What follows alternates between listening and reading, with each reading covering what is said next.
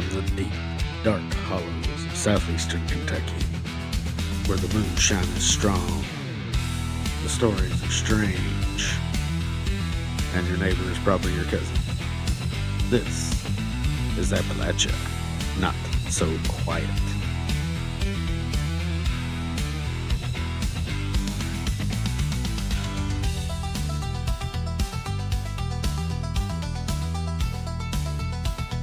Hey, welcome back, everybody. Welcome to Appalachia, not so quiet. I am your host, Hillbilly Phantom, and my co-host, my lovely wife. Appalachian Shade. How you doing today? Better than yesterday. Better than yesterday, yeah. So, yesterday was very devastating to a lot of people.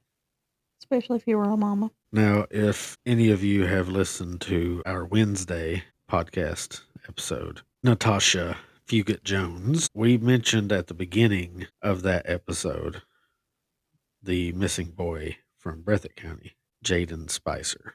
And we actually recorded that episode right before all the news broke about them finding this little boy's body. So we could have went back and probably pulled the episode before it aired and changed it so it reflects this new information, but I didn't want to take away from the focus of the episode was supposed to be Natasha. That was the main talking point for the episode. So we decided to just go ahead and let that air as scheduled, and we are using our Friday episode to talk about Jayden and the new information that has come to light. So we're going to tell the story that is, like we said earlier, has broken everybody's heart, especially in Breathitt County. And 10-year-old Jayden Spicer was a boy that was known for his big smile, his love of Sonic the Hedgehog, which, that's typical 10-year-old. Yeah, that's something that made me reflect on our children, because both of them, our oldest, when he was around that age, he was all about Sonic the Hedgehog. And Roblox. Yeah, and now our youngest is a reflection of that. He loves Sonic the Hedgehog. So on the night of August 5th, 2025, Jayden vanished from his home near Jackson, Kentucky. For nearly a week, his family, neighbors, and an entire community searched, prayed, and hoped for his safe return. Unfortunately, what unfolded would become one of the most devastating cases this region has seen in years. So tonight we're going to walk through the timeline a little better. Like, we went through a little of it last night up to his disappearance from a news article that Shade read. So we're going to talk about the timeline again, the search that ensued, and the heartbreaking discovery, and the questions that are still on all of our minds. So let's remember this little boy, Jayden Spicer, and remember that he's probably back where he wanted to be with his grandma. That's what I believe. He's in heaven. He's not suffering. Sad that this world let him down. Shade, would you like to start us off? Take us through a little bit of the timeline here. We'll talk about it as we go. Okay, I'll try to hold myself together. This just kind of took a toll on me. It was having a 10-year-old. It's we have a child that age, and it's been very difficult hearing about the final outcome of this story. So, sorry, continue. Yeah. So I don't have a specific date, but his grandmother had custody of him, and she passed away in May of this year. And he had been in her custody since his birth, allegedly. Since his birth? Since his birth. Early on, and not like, right away, but, or maybe prior to. His mother allegedly had been charged with child endangerment due to her wanting to sell him. Yeah, I read something earlier today. I'm not going to say that it's 100% true, but me and you both have come across this information. Yes. That allegedly the reason he was took in the first place and given to grandma was because Mom was trying to sell him. Yeah, Mom was trying to sell him online, I assume. Yeah, she didn't want him. And that is just despicable. It's mind-blowing, Yeah, I can't understand that at all. You would know that that is illegal. She could have given him up for adoption and went through the proper steps, but to just be like, come on, if you don't want your kid, then somebody out there might. Yeah. But obviously that, they did find him a home. Yeah. With his grandma. And, I've seen all of his pictures posted with his grandma, and he looked to be one of the happiest kids, Yeah. out there. Had it Yeah, he was always smiling all the pictures. very happy. I mean, like, there's some kids that just hate taking pictures, but he just loved life. You could tell Yeah. because he didn't care to smile. He was like, "Oh, don't take my picture." I know Arts is like grumpy. He's like, "Don't take my picture. I don't want a picture right now." But Yeah. Every time you say, "Hey, let me get a picture," he's like, this kid loved life, and he flaunted it. You can Yeah. tell by his pictures with his grandma, just happy. So sadly, his grandmother passed away this in May 2025, and the judge ordered CPS was involved the entire time, and they gave the child back to his mother. It's so mind blowing that they would do that. Not pointing directly at the people that are employed by CPS or the judge that is employed by our local government, but laws and regulations definitely need to be looked at and changed because our system Yeah. failed this child so badly. Yeah. At every level. You take a kid from somebody because they're trying to sell the child. They obviously don't want the child. Okay. You put him with his grandmother, and when she passes away, you're telling me there was no better option than to send him back with the woman who didn't want him That and tried to sell him? right, that endangered him. The charges. Allegedly. No, she had charges. There's mugshot Yeah, I saying know, but I'm just saying that allegedly the child endangerment was she was trying to sell yeah. him. So, but she still had charges against her for wanted endangerment of a child, and they let him go back to her. I know. I can't. I really hope more information comes out and they clear up why they did this because, like I said, this is a failure at every level for this little boy. I don't want to say this, but I'm going to say it. I mean, his blood is literally on all their hands for Mhm. handing him back over to his mother. But definitely, this needs to be looked at all levels. Something needs to be changed with our system Yeah, to protect any further children something's got to be done. in the future. This cannot happen again. I understand that there is lack of foster homes, but it seems like he had aunts that were interested. Yeah. And but the judge ruled in favor of mom. Yeah, So I don't that's what I'm saying. know. I mean, foster care is a better option for this child than to go back. But there is, and I've worked, with programs. There is a limited homes available Yeah, I for a know. child to go into. I know. Yeah, foster care is not something that a lot of people do, Right. and a lot of them are overwhelmed because they try to take in too many. But there had to be something. There just had to be. Like you Right. said, he had other family members that were interested. Right. Or I assume that they were interested and wanted this child because of how involved they were with coming to try and find him. Yeah.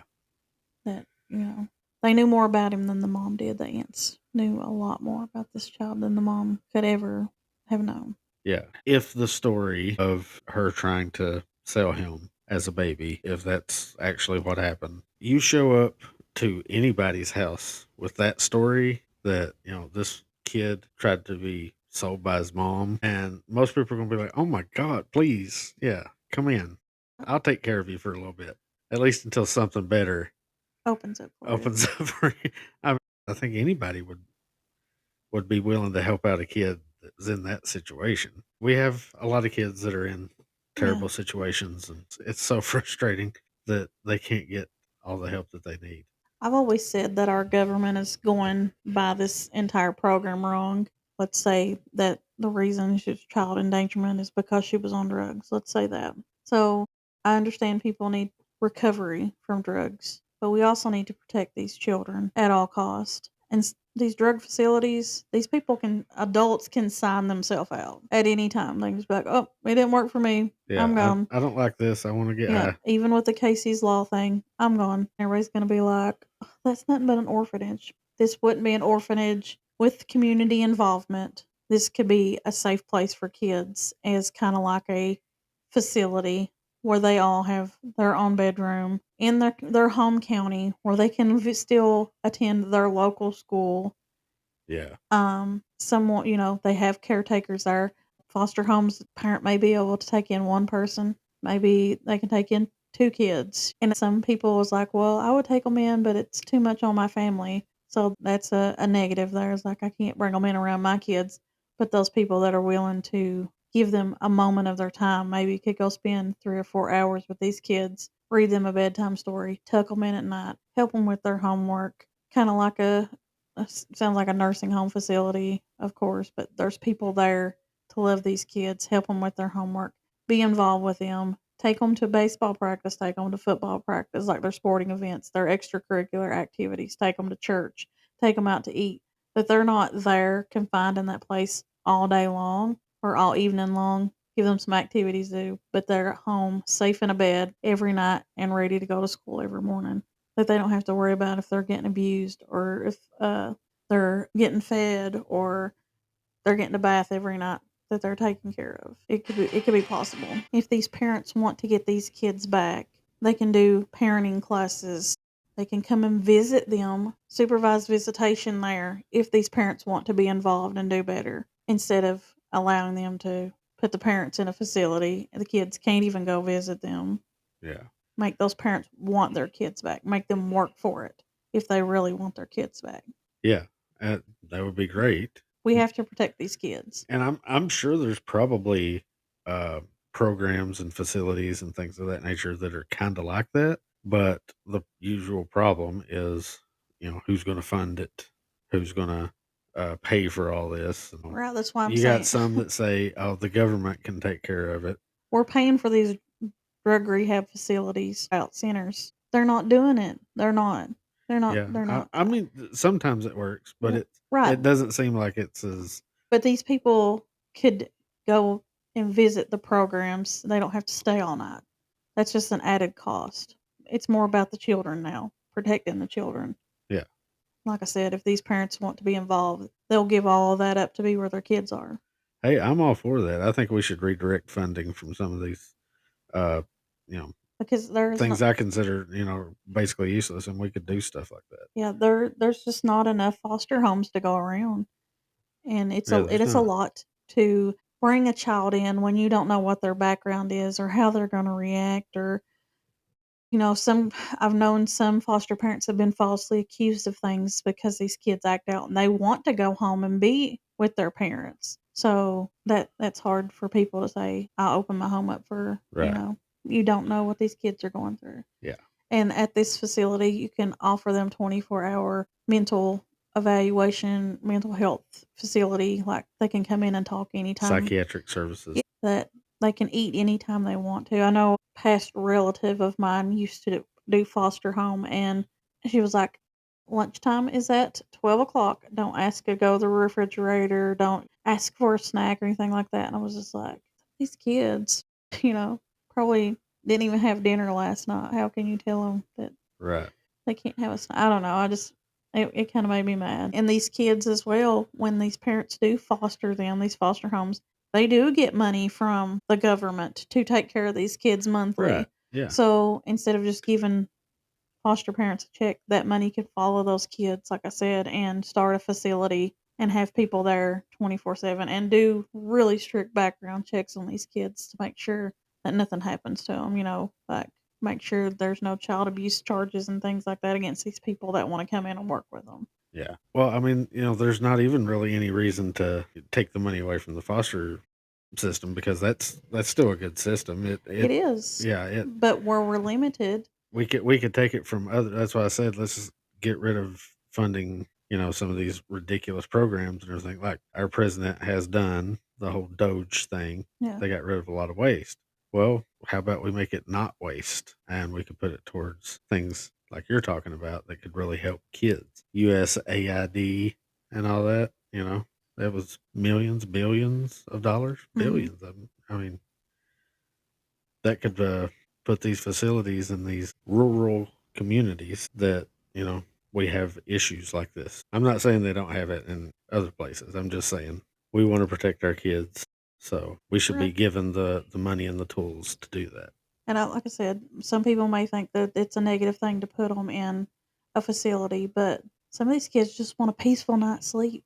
not be, hearing mom and dad drunk fighting all night long. Some of these kids just want somewhere that they can take a shower and get a good hot meal that they don't get back home. They're not going to mind this, and keep them involved in the community. That's what we do after school, is Yeah, involve them in the community. that's a And very big deal. Keep them involved with helping out their neighbors, or just doing some kind of service for the community. Get picking up their trash. extracurricular activities, make them, in other Yeah, sports. yeah, have them participate in some kind of sport. Yeah, most parents do that anyway. They're like, come on, you know, you need to be active, so join a sport. And we went through all the sports, and ours still doesn't want to do any of them. Okay, so let's try to get back to the timeline here. We kind of went off a little tangent there. We tend to do that. So back to August the 5th. Yep. So yeah, now he's back in his mom's custody. Has been for several days since May. So Tuesday night, August the 5th, she reported Jayden Spicer was last seen in his home at Panbow. They said he went to bed about 9 o'clock and he was wearing blue Sonic the Hedgehog pajamas. The Sonic the Hedgehog. following Love 'em. morning, Wednesday, August the 6th, his mother, Felicia Gross, 33, reported him missing early. Theories he may have left during the night or early hours of the morning. So her and the stepdad didn't wake up till 9:30 the next morning. They go into his room. He's not there. So they slept like 12 hours and never once got up to check on their kid or anything like that. Now, I know that my mother would sometimes come in my room. She would just creak, push the door open a little bit and stick her head in, because I've been fake sleeping when she's done that before. And I know you, as a mother, you are always getting up and going and checking on the kids. There's several times that during the night that I get up and go check on him. Yeah. Yeah, you're always. Even I don't know why, he's a grown man. But, you'll sleep for 2 or 3 hours and then you'll wake up and you'll think, I better go make sure the kids are okay.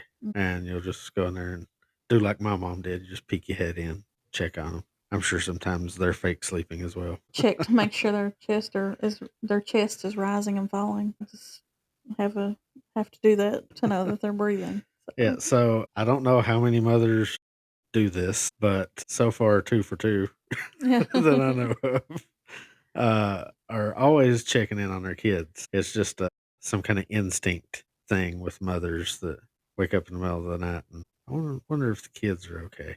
I wonder if they're in the bed or if they're up being naughty and playing on their video games, something like that. But she just went to sleep and didn't even check on him at all until 9:30. But as we've already said, apparently she was not much of a mother, trying to sell him when he was just a baby. So that same morning on August the 6th that she noticed he was missing, she goes to the neighbor's house to borrow the phone and says that her child's missing. She needs to call the police. And that's when she made the report. Okay, so she goes to her neighbor to use the phone. That seems eerily reminiscent of Kelly Holland Jr. Yes. But she didn't have a phone. Like everybody has a cell phone, it Right. seems. And those who don't usually have a landline. So that seems odd. Her or her husband, neither one had a cell phone. Well, even if you don't have cell phone service, I'm going to assume, and I mean, everybody has internet. Even low income people have internet. There's a way to pay for internet. Yeah, I mean, most people do. I understand there are still some that do There's not. calling. Even if you don't have cell phone service, this is I've noticed since at least the 2022 flooding. Now there's satellite that you can call 911 whether you have service or not. Yeah. So Yeah, it goes into SOS mode and you can still call 911. yes. So Kentucky State Police launch a broad search supported by aircraft drones, K9 sonar, and ground teams. They're searching at least a 22-mile radius from around the home area. Yeah, they really they went all out for a week. There right at the beginning. They put everything they had into it, but they kept coming up empty. Yeah, it's hard to think that a 10-year-old would walk away from their home. As a child, I remember just going outside and playing, and my mom was like, "Don't wander off too far. If you can't, like, especially if she was going to allow me to go play on the hill. If you can't see the top of the house, you went too far. Yeah, I'll go back, come back home, come closer. 10-year-olds don't wander off into the woods too far from home. Yeah, unless they're familiar with the past, been hunting with their parents, like familiar with the entire property. They Yeah. don't wander off that far in the middle of the night. And his aunts had even publicly said that he's afraid of the dark. He's afraid of bugs. You know, Yeah, he's not gonna be outside at dark. that definitely doesn't sound like somebody who's gonna just No. get up in the middle of the night and take off. Yeah. Yeah, I don't see many 10-year-olds at all. I don't think our 10-year-old would. No. No, He he wouldn't won't just even go out to the car and get his charger. yeah, if it's dark And outside, he's like, "Can there's somebody go with lights. me?" Yeah, there's lights out there Yeah. all over the place. And he won't go outside. Yeah, 10-year-olds tend to have a fear of the dark. So, I don't see that happening, but supposedly that's what happened according to her. And it was several days after no one had, for one, his question was, why isn't she publicly making a statement? Why is she not in front of the camera pleading for her child if she thinks that he walked away or someone picked him up? Yeah, that's usually what happens. Everyone's like, why isn't there an Amber Alert? Why isn't there an Ian Alert? An Amber Alert, it's only if you suspect someone has kidnapped your child. Right, like they've been taken, But not just that in her they've story, disappeared. she said he walked away from the home. Yeah. So, and she didn't think anyone would have picked him up. Ian Alert is for kids that have autism or a medical illness, which we later found out that he did have a medical illness. Yeah, he wasn't in school But they because didn't of speculate, what it was. yeah. So I think that could have been put into place. Now looking at it, it was pointless. So yeah, those have specific protocols that you have to go by. Even an elder, what was it, golden The alert, golden alert, yeah. which is not specifically for elders. It can also go for autistic kids, people with disabilities. Still, Okay. that alert didn't go out. So they were focused on he's missing in these hills, and then that's where he's at. Yeah. So Just like with Kelly Holland Jr., they tore apart that holler looking for him. and then they didn't have all of those alerts. Yeah, back then they didn't have any of that. But still, they searched everywhere, 22-mile radius around the home. So, like I said, just like with Kelly Holland Jr., they assumed he had just wandered back into the hills somewhere and got lost. So they searched around the home area, and that's about all that they accomplished, I think, because it was 6 days. Yeah, it was several days later that the mom finally had a handwritten statement, and I know a lot of people made the comment that it looked like a child's handwriting. So I'm going to assume that she probably doesn't have a very good education background. Yeah. Because it was in print. There was misuse of words in there, but I was begging. She's like, "We love him. Somebody do the right thing." So if she thought someone had kidnapped him, why didn't that again trigger an Amber Alert? Yeah. So That seems weird that she said he just walked away from the home, and now she's saying somebody do the right thing, like somebody took him. yeah, but it makes you wonder too. These cops, been dealing with this stuff for years. Were they just waiting for her to go ahead and confess, letting her dig her own grave? Yeah, maybe they had already Yeah. caught her up in some lies and Yeah. all that, and yeah, they were just waiting on her to lead them to him. So days leading up to her confession, there was reports of people seeing her out in public, that she had even went out to McDonald's to eat and just had no remorse.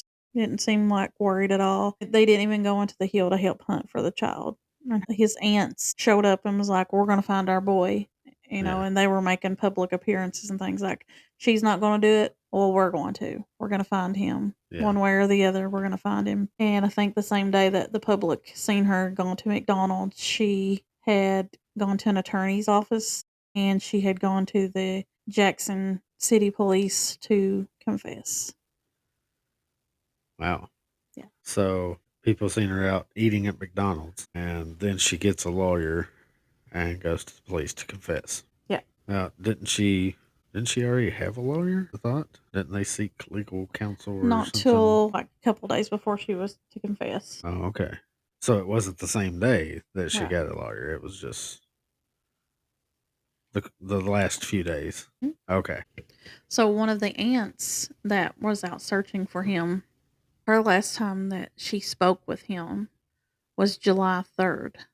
It's the last time she had spoken with him. And she was concerned then, but there was nothing that she could do. Like we said, CPS and the judge had ruled the child to go live with his mother. So I assume they're doing the necessary procedures to determine just how long this boy has been gone. Yeah. Uh, I know I want to mention this too. His Aunt Samantha, a lot of people were saying that she took Jayden and dropped him off to his mom, that she had custody of him, but she said she did not, that the judge ruled mom got custody. There was nothing that she could do. yeah, So she did not take him to yeah, his mother. Has nothing to do with this. yeah, She wanted the child yeah. She was probably trying to protect him. yeah, to keep him away from that. Yeah. But there is speculation that he had perished, well, long before mom reported him. Right, because the aunt hadn't spoke to him since July the 3rd, Mm-hmm. and she was getting concerned then Right. because she hadn't heard from him. Yes. So yeah, I assume that they'll release those details if the body was possibly Yeah. longer than just those days. Yeah. Yeah, We're just waiting to hear that information. I'm sure it will come out probably around the time this episode releases, if not early next week. yeah. So, So I have the New York Post mhm. article. Whenever the news broke, the New York Post put up this article. And I'm just going to read the headline right now. I might read some more from it in a little bit. And the headline of this article says Mom who begged for help finding missing 10-year-old boy is charged after his body is found in a shallow grave in a plastic tote. Apparently, the mother confessed. Yes. And her arrest citation says on August the 6th, 2025, Miss Felicia and Josh Gross reported that their juvenile child, Jayden Spicer, went missing the night of August the 5th into August the 6th, and his whereabouts were unknown. A recorded Mirandaized interview was conducted with Miss Gross on August the 12th at the Jackson Police Department, where she confessed to providing Jayden a type of sleeping medication. Miss Gross further stated that this medication caused Jayden to have a medical emergency, and she believed that he had passed away from this medical emergency. Miss Gross further stated in an interview that she had transported Jayden's body to a wooded area on Canoe Road near the mouth of Joe Little Fork. A search warrant was prepared and executed on this property, and Jayden's remains were located buried underground in a plastic tote. That doesn't get any easier. No. Uh, hearing that information. So she confesses and leads them right to the body. And the body was it near his grandmother's house? She lived in the Canoe area. Yeah, she lived in her that home area. was in the area. I think they said that she was buried on a Hall Branch cemetery in the Canoe area. Yeah. I'm not sure how close it was to where she disposed of the body, Okay.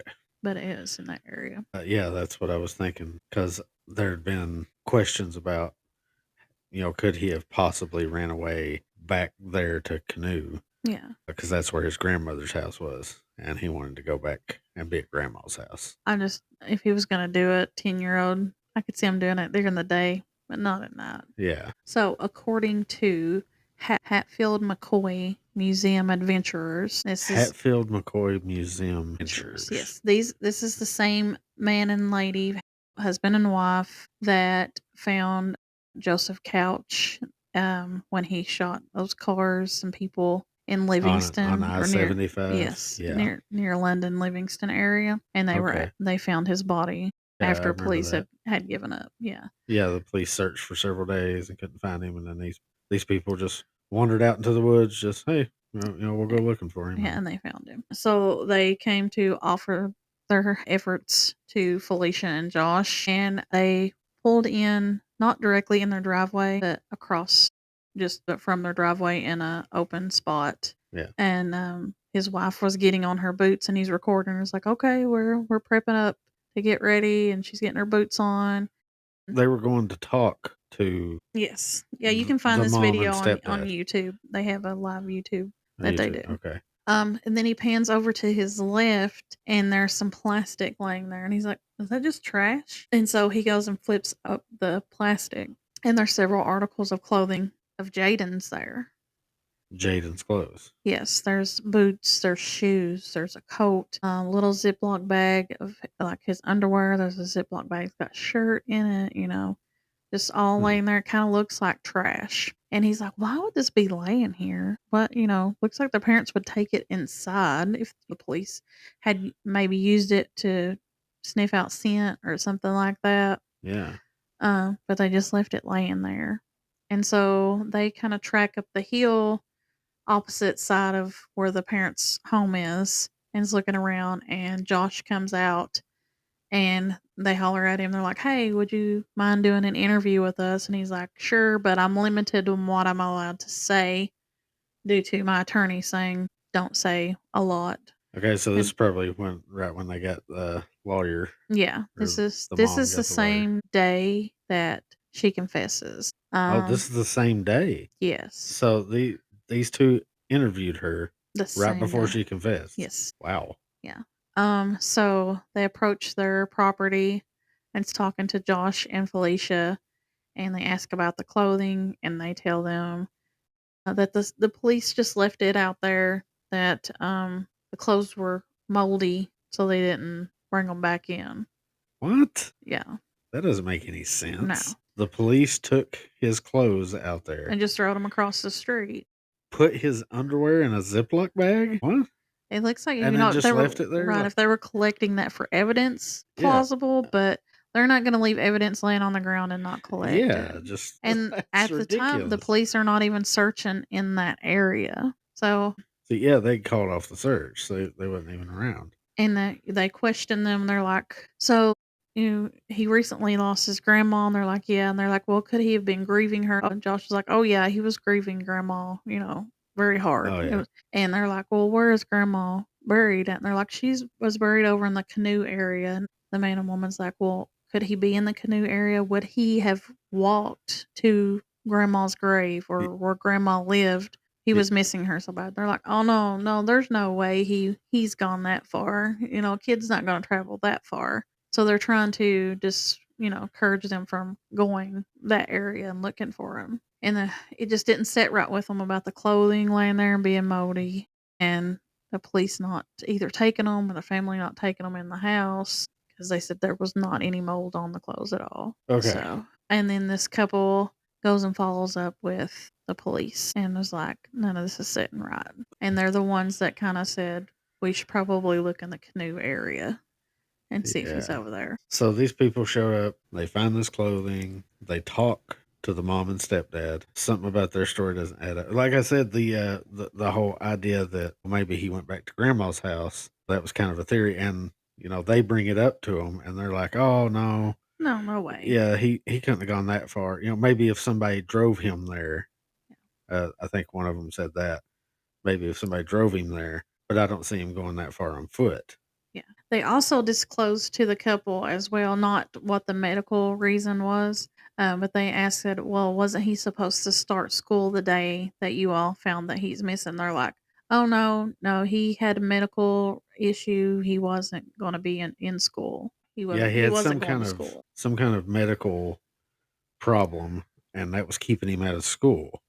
And again, that's a red flag for me because they should have disclosed that to the police if they hadn't already. And that could have sent off like an Ian alert or a golden alert Right. because he had a Yeah. medical condition. Yeah, if he had some kind of medical condition, they definitely should have done an alert. Yeah.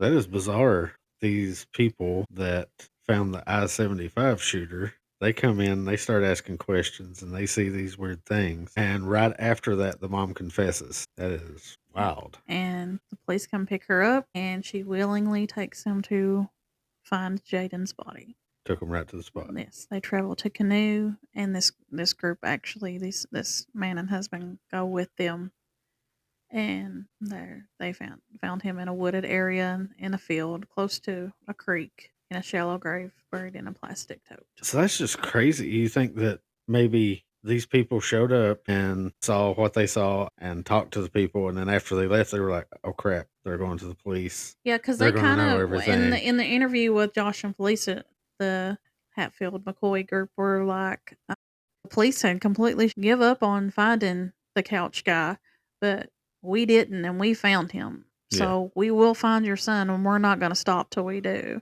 Yeah. And that kind of like, Yeah, maybe that freaked them out because the cops, apparently they had somehow got the cops to stop. The cops didn't find him in this 22-mile radius that they were searching. Mm-hmm.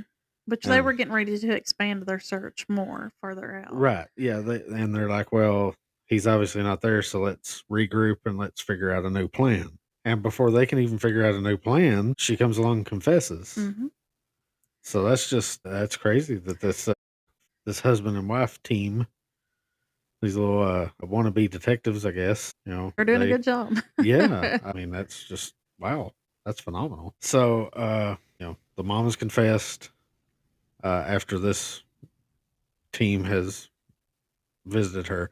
And has there been any indication whatsoever that the stepdad was Not yet. Not okay. yet. But I mean, for him to be helping the mom to deter their search from Canoe, kind of it makes it sound like red flag. Yeah, he has to know. Yeah, I don't.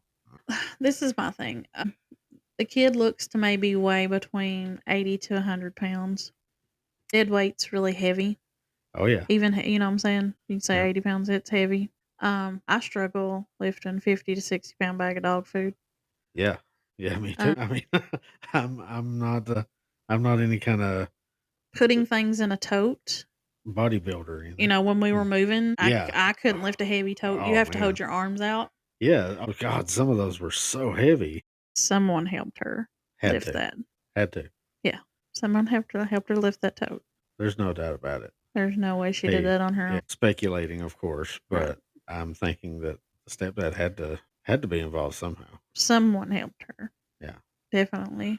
She didn't pack the tote and then him still yet. Yeah. She didn't dig. Listen, I know it was a shallow grave. If you ever dig just a small black flower bed ditch or something other like that, that's a lot of freaking work. Yeah. Just digging up a water line or putting up fence posts or something like that. Man, that's hard work. And let's say she had one of the 4-foot totes by 2 foot. A 2 foot by 4 foot hole, that's a lot of freaking work. That's a lot of digging. Like I said, I know it was a shallow grave, but she obviously had buried him good enough that nobody had saw it yet or anything of that nature. Right. And yeah, that's a lot. And there was no roadway from what I could tell in the video that the McCoy Hatfield Museum Adventurers had, because they done a video. There's no roadway from the side of the road where this field was to where the location was. Yeah. This lady, I mean, unless she is a bodybuilder, ain't no way. Yeah. No freaking way. Yeah. That she did all this by herself. They've got to be looking at that. Yeah, and you can see, like, there's a mug shot of her and stuff. She doesn't look like she's any kind of bodybuilder. No. Oh, no. She's not China. She's like me. She's like pudgy. Wrestling. She didn't do this by herself. Yeah, I'm in complete agreement there. I think the best evidence that they can find is to turn over mommy and stepdaddy's hands and look at all the calluses and the blisters and scrapes, because trying to dig a hole that quickly, that big, it is going to leave evidence, not just his blood on their hands. She may be guilty of giving him the medication, but both have to I wonder what be involved with the burial, tampering with evidence. I wonder about the medication too. Yeah. Like exactly what that was. But they have his body and they are doing an autopsy. Yes, they had sent his body off to Frankfurt. Yeah. So like I said, the necessary medical procedures to determine, was he in that tote for just since August the 4th or 5th, whatever, or had he been in there for I speculate that he was in there way longer. Yeah, that's kind of what I'm at least a month is what I really feel. That aunt hadn't spoke to him since July 3rd. Yeah. And for her to start getting concerned, obviously she communicated with him fairly regularly, I assume. So, for her to start being concerned that she hadn't talked to him, that would indicate to me that, yeah, you're probably right. He's probably been in there much longer. What led to them deciding, okay, let's say he's missing, that he just walked away and disappeared. Was somebody getting close? Was somebody asking questions? What, just the aunt Well, a asking lot was saying that questions? school was getting ready to start back, so the school system would have been asking questions, like Probably. why is he in school yet? Yeah, and they make up the medical emergency thing Right, so that, they wouldn't have to. Well, he has a medical emergency, he won't be attending in right. person this year. Yeah, I wonder if they sent in like a letter of intent to homeschool, or Yeah. was there a 504 plan put in place? Even if it's like home hospital, there is someone that comes out from the Board of Education to bring the child's schoolwork. Right, to make sure the child is still Hmm. receiving an education. Yes. I just wonder what was in place because they just Yeah, don't say, well, medically, you don't have to go to school. They don't say that. right. There's a home hospital policy put in place, Yeah, either temporary or permanently, and there's a designated person hired by the Board of Education that comes out and brings, and it's a teacher, schoolwork, or they would meet the child if the child's not bedfast in a public place, a library, a restaurant, or somewhere. Bring them their homework. They do it. They meet again. yeah, there had to be some kind of plan in place for his education, and maybe we'll hear more about that.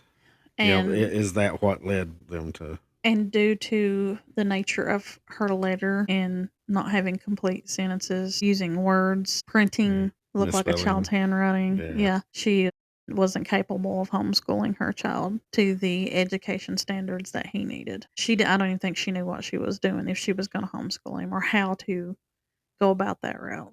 yeah, yeah. Like I said, there had to be some kind of plan in place, and maybe that's what led to them saying, "Well, we need to make up a story." Yeah. Because everybody's asking questions. His aunt keeps asking where he's at. The school wants us to. Because there were still documents that she would have needed to fill out. If he had previously been on home hospital the year before, she would have had to go back in and re-enroll him home hospital. Right. Like I said, there would have had to been some kind of plan. And the school was, hey, we didn't know what we're going to do here. Is it going to be homeschool? Is it going to be this? Is it going to be that? Finally, they're like, let's do this disappearance story. And I want to emphasize what I mean home hospital. It means that the child has a medical illness, injury of some sort that keeps them from being able to attend school, whether it be, Right. let's Yeah. say, a broken leg, broken back, some kind of mental illness, physical illness of some sort that they can't attend. Yeah. So, I maybe know this is why. there's some kids that have taken off for just having a tonsillectomy done. I've known some kids that have taken off the entire year because they were diagnosed with cancer. So Yeah. Right. there's plans that she could have put in place, but that the day that he was supposed to go register for school was that in place. Yeah, they decided, we've run out of time. We have to come up with something. So I guess they concocted this whole disappearance thing. Man, it's just so sad. I don't know what else to say. It's It's just hard to wrap your head around it. How can you harm your own children? I've never been able to figure this out, and it's been a growing problem. It seems like there's always these stories about mothers. I guess they blame it on postpartum and things of this nature, but there was the woman a few years back that drove her kids into the ocean and drowned them. Yeah. And I think she even said that like God wanted her to do it or something. There's no way that God wanted you to And kill your I'm children. not trying to make an excuse for this mother because she's getting exactly what she deserves. But Yeah, motherhood is hard, especially if you're doing it by yourself. And, she may have felt that way raising this little one because even though the stepdad was there, I'm not sure what kind of help he was. And then, of course, women's hormones are crazy, can be crazy all the time, not just postpartum, premenopausal, menopausal, but seek help, seek mental help. yeah. It's I mean, out none of there, it's that. available. Don't be ashamed in it. Everybody's having to see a therapist for something in life. Yeah, none of that is a good enough excuse for killing your child. I mean, my kids drive me plumb wild some days. Like I want to pull my own hair out, but not enough to harm them. Yeah, Or there's nothing out there that I want to do that I can't involve my kids. If my kids can't be involved, I won't be there. yeah, or if I don't have him a proper babysitter, I won't be there. So we'll never, really know what was going on. I just think that there's got to be something. I don't know what the postpartum is not all of it, and like I said, there's no excuse for harming your child. I I- can't imagine why anybody would ever do that. So like all I can say is it's just so sad. It's horrible, uh, and I'm so sorry that this world was such a cruel and terrible place for this child, and that he was given a mother that didn't want him initially, and then when he came back to her, whether it was an accident, I don't know, but she tried to cover it up, and that doesn't sound like an accident. So if it was some kind of medical induced death because of whatever she gave him, the sleeping medication, he had some kind of adverse effect from the medication or something, and it caused him to die, then I mean she's still responsible. Yes. She should have known better than to give him something or give him so much of something that it could put his life in danger. So there's still a lot of unanswered questions surrounding this case, and Hopefully, we'll find out as the case progresses. yeah, hopefully in the coming days we will get more answers and the autopsy may be complete and we'll have a better idea of just how long this poor child was gone from this earth. And Shade over here has the obituary for Jayden Spicer. Jayden Spicer, age 10, of Canoe, Kentucky, passed away Tuesday, August the 12th, 2025. He was born October 4th, 2014 at Hazard Appalachian Regional Hospital. Jayden was a bright and energetic student at Highland Turner Elementary School in Breathitt County. Preparing to enter the fourth grade, he lived life with a joyful spirit that touched everyone around him. Jayden enjoyed playing Fortnite and Roblox and was a big fan of Spider Man and spent countless hours playing outside, throwing rocks, riding the four wheeler, jumping on the trampoline, and playing soccer, basketball, and baseball.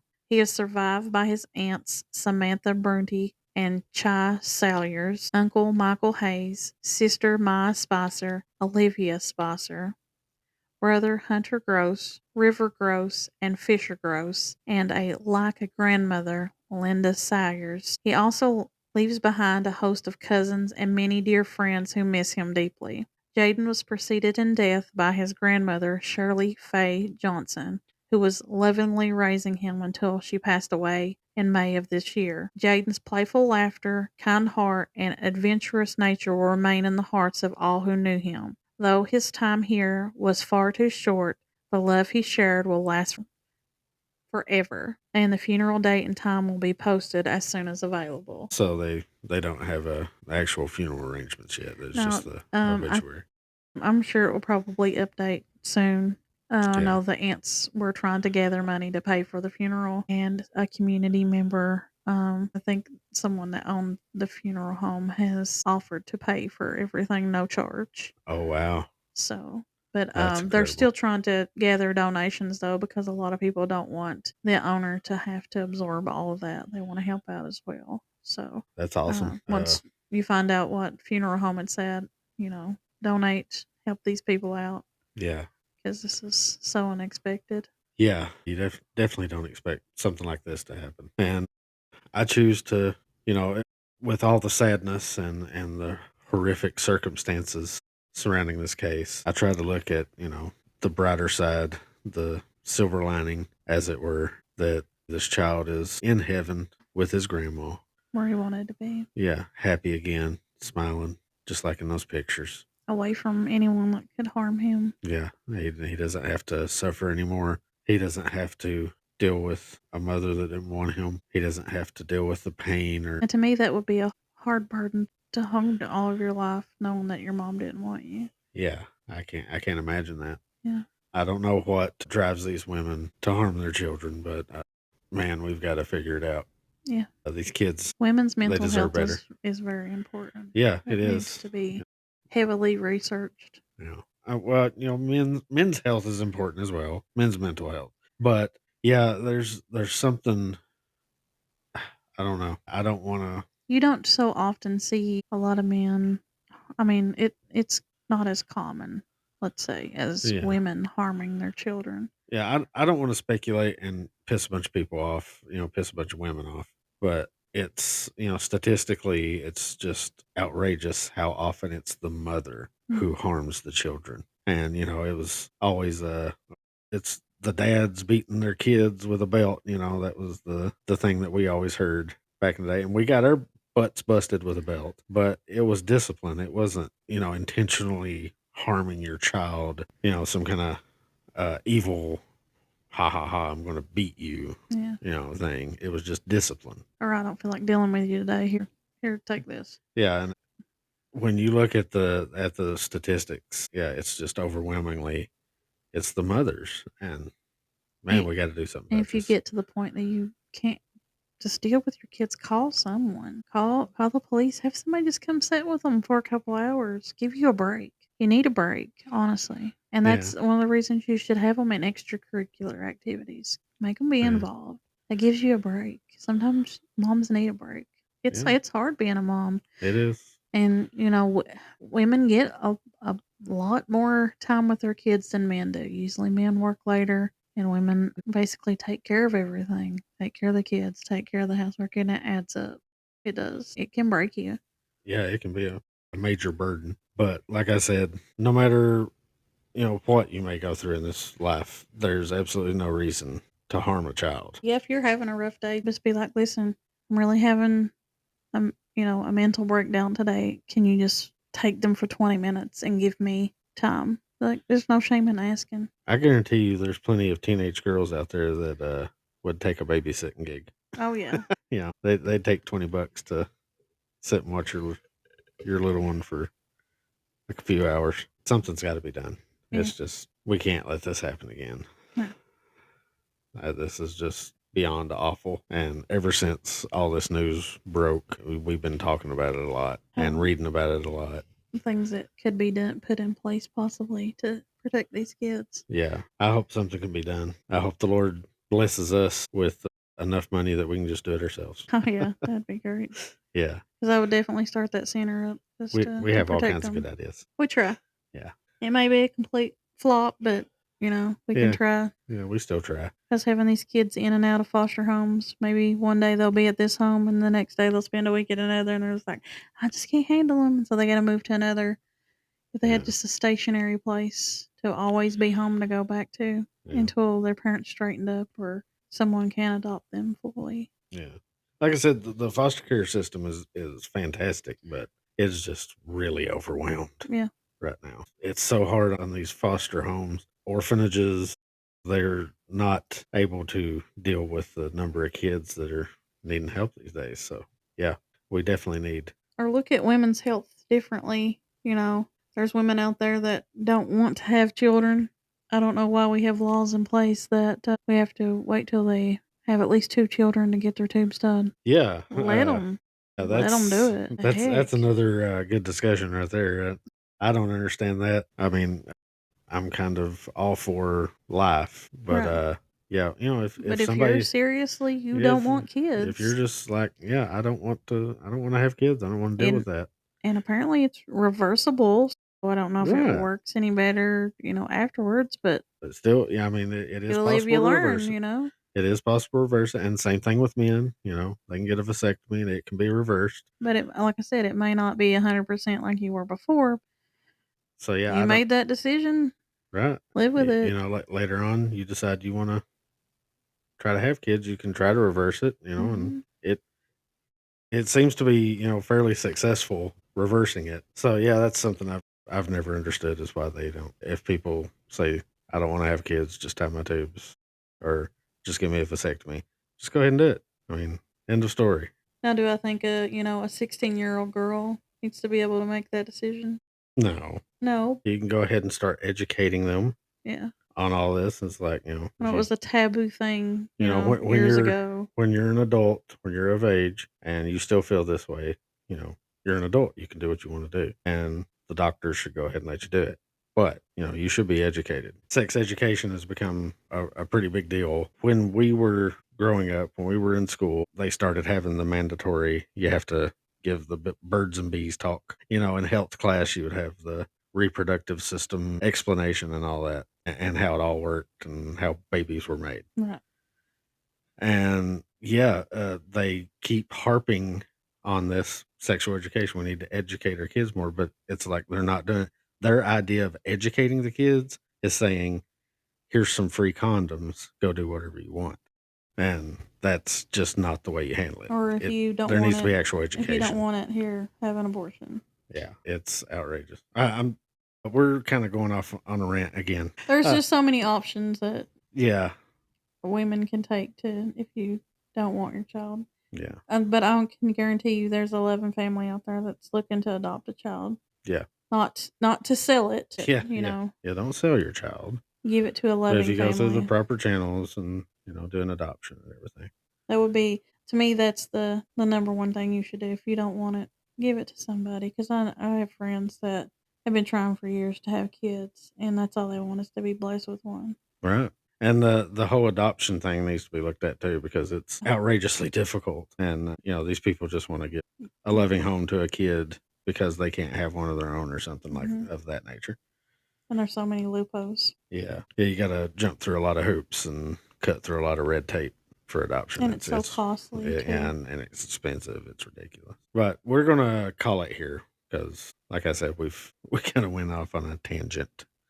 So everybody remember Jayden Spicer And his family. and his family loved him. The ones that are in pain, his poor family, having this case in this way, it's just terrible. So we're going to get out of here. Come back and listen to us again. We'll be back on Monday. We haven't made any official decisions on exactly what we're going to talk about on Monday, but as most of you who enjoy our show know, that Mondays usually mean ghosts. Ghost stories.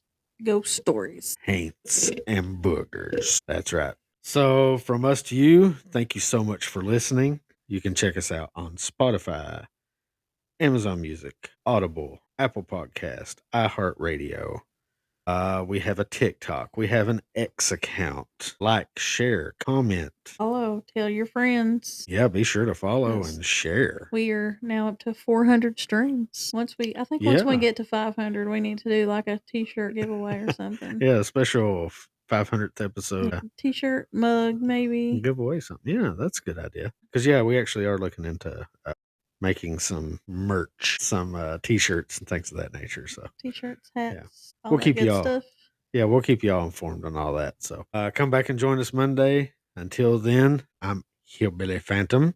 And I'm Appalachian Shade. And we'll see you on the next one. Watch out for them boogers.